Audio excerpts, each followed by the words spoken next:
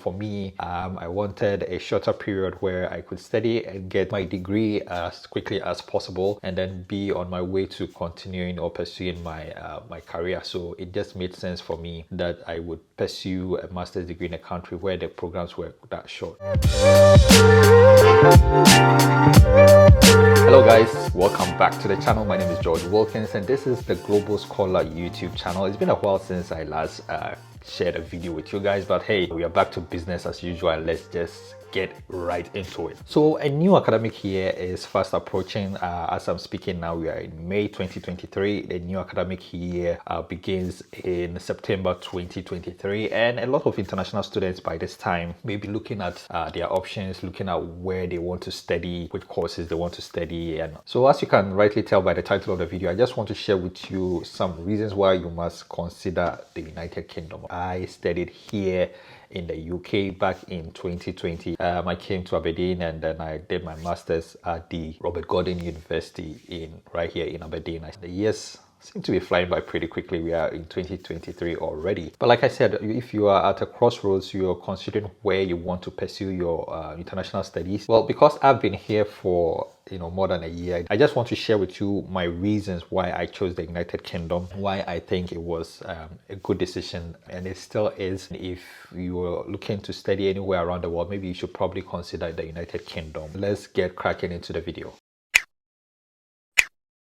Now, reason number one, because of their shorter degree programs. So for instance, if you look at countries like Canada and Australia and other European countries, their master's degree programs span all the way to 2 years, and the United Kingdom is 1 year. For me, I wanted a shorter period where I could study and get my degree as quickly as possible and then be on my way to continuing or pursuing my career. So it just made sense for me that I would pursue a master's degree in a country where the programs were that short. So for me, that was the first selling point for me to choose the United Kingdom. But if you're someone who doesn't really bother about the length or the period within which you study, then probably this would not be a convincing factor. I know there are different individuals with different needs. Some like to really study, so yeah, it's just perfectly fine if you don't mind spending 2 years. Well, on the flip side, spending more time in the country gives you the opportunity to really understand the country and to probably settle in better. So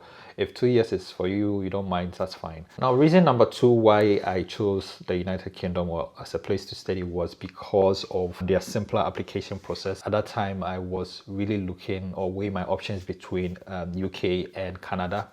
And one thing is that I found most of the Canadian universities, their processes to be very cumbersome. Plus, they were charging application fees. And so if I was going to apply to say 5 universities and each university was charging around 50 Canadian dollars, that was like 250 Canadian dollars, and I wasn't prepared to pay that amount because I was on a budget and I was reserving most of the money I had for my tuition fees, which I'll come back to later. But at that point in time, it was one of the things that really put me off applying to universities in Canada. Most of the UK universities, I don't know if it's all, but most of the UK universities do not charge any application fees. You just apply and then they consider your application. Yes, they do have agents. You can use an agent and all that, but in my case, I did it myself, like I said, and for the universities that I applied to, I didn't have to pay any application fees. So that was one selling point for me. Reason number three, affordable tuition fees. Now, the word affordable is very relative. Let me put that up, by the way. But in general, I really did a lot of comparisons and studies. I sort of compared the tuition fees for UK universities against Canadian universities and Australian universities, and the most expensive out of these three that I was considering at that time was Australian universities. They are really, really, really expensive. And another thing I realized is that even for the Canadian universities, the tuition fee that I saw that I had to pay at that time was for that first academic year, which meant that the second academic year I had to pay, I had to pay another additional tuition fees. and I wasn't prepared to do that. So when I looked at the UK universities, it was just so simple and straightforward for me, because there was just one tuition fee, and I knew that when I paid that, that was for that academic year. I was doing just 1 year, by the way. So it just made sense for me to go ahead with the UK university. And I know that comparatively, there are some universities across Canada and then also probably Australia or somewhere else in Europe and around the world that comparatively their tuition fees are cheaper than, you know, some universities in the UK. But like I said, it depends on which university that you're looking at. There are several universities in the UK here which have very affordable tuition fees that, you know, it just makes sense to go along with them.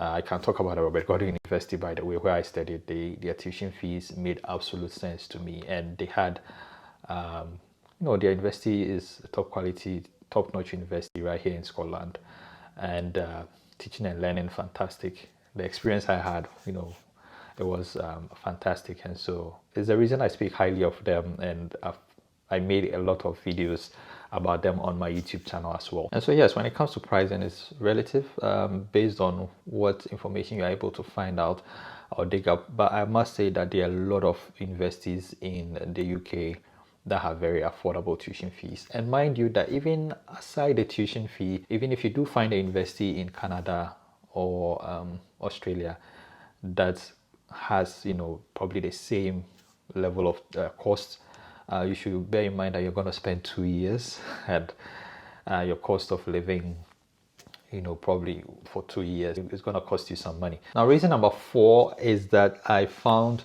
the UK visa application system very simple and very straightforward. Again, I reviewed the application system of Canada. I didn't for Australia, but for Canada, I found it very tiring and very cumbersome. Not that I couldn't go through it, I could.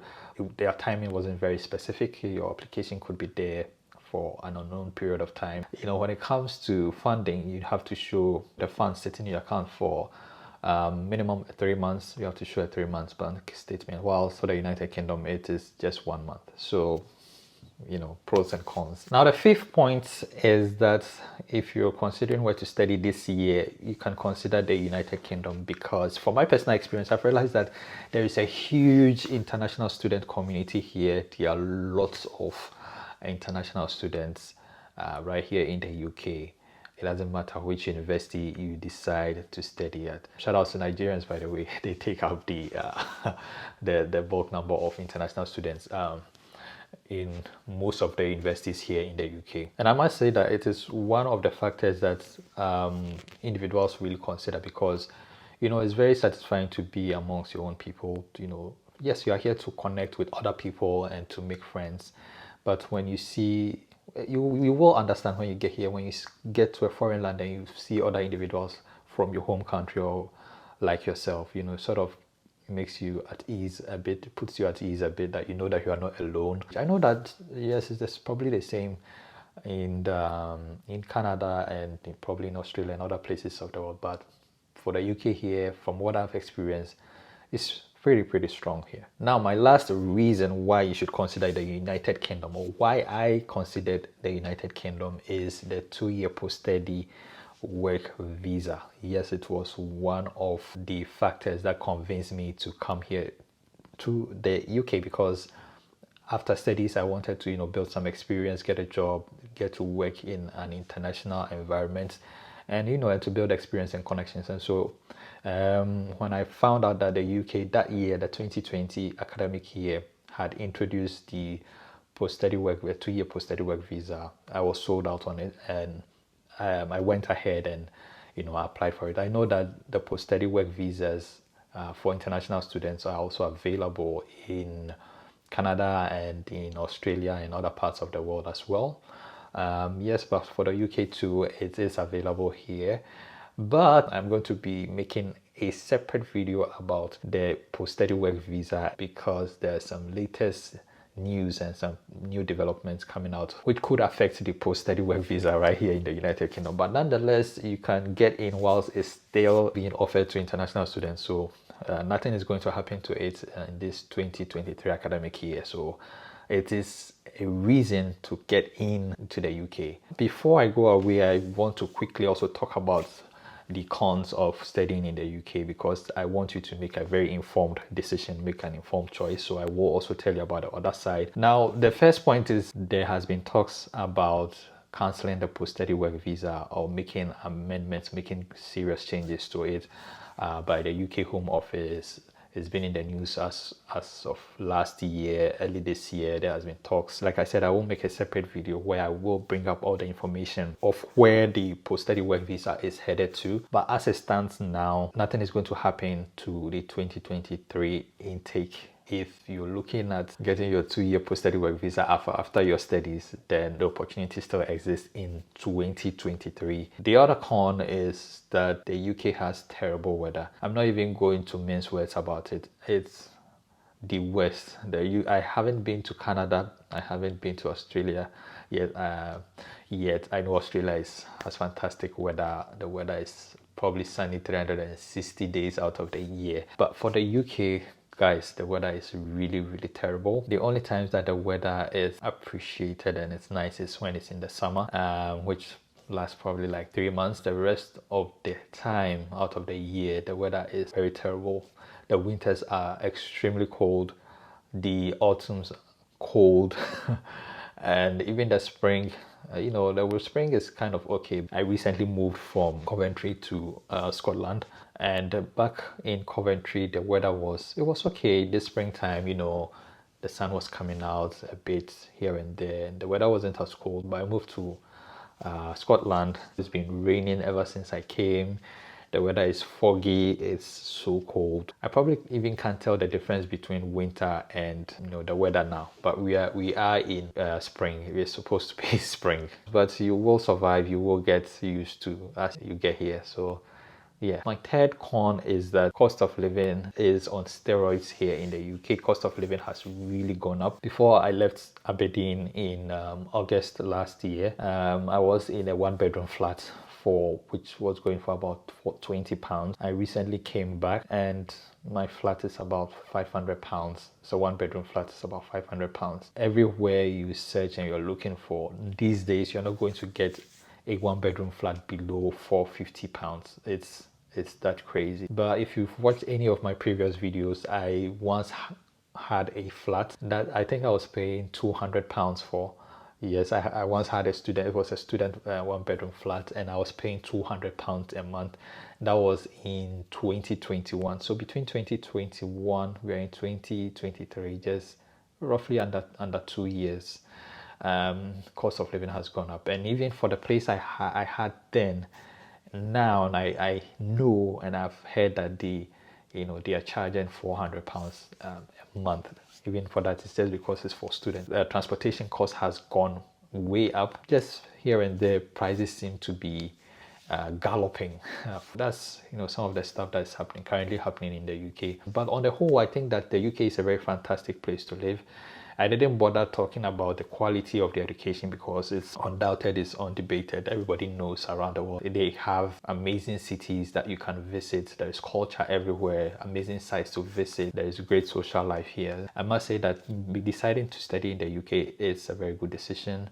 It will improve your CV, your qualifications, and if you're blessed to get a job afterwards, it's a great addition to your career that you can put on your CV and build your career from there. If you're looking at studying in the UK, I think that you should probably be putting in your application right about now and looking forward to getting a response from the various universities. I will be coming your way again with probably a list of my recommended universities that you can put your application to, and then look at studying the UK, and probably some courses that are in demand now that you should be considering. I will talk about those in subsequent videos. I will try and be doing live videos on the YouTube channel and on my TikTok account every Friday to answer questions that you have about studying in the UK. So guys, if you have any questions that you want to engage me, please, you can put it in the comment section and I will try and answer them. But if you want to ask me and get an immediate response from me, then you can join me on Fridays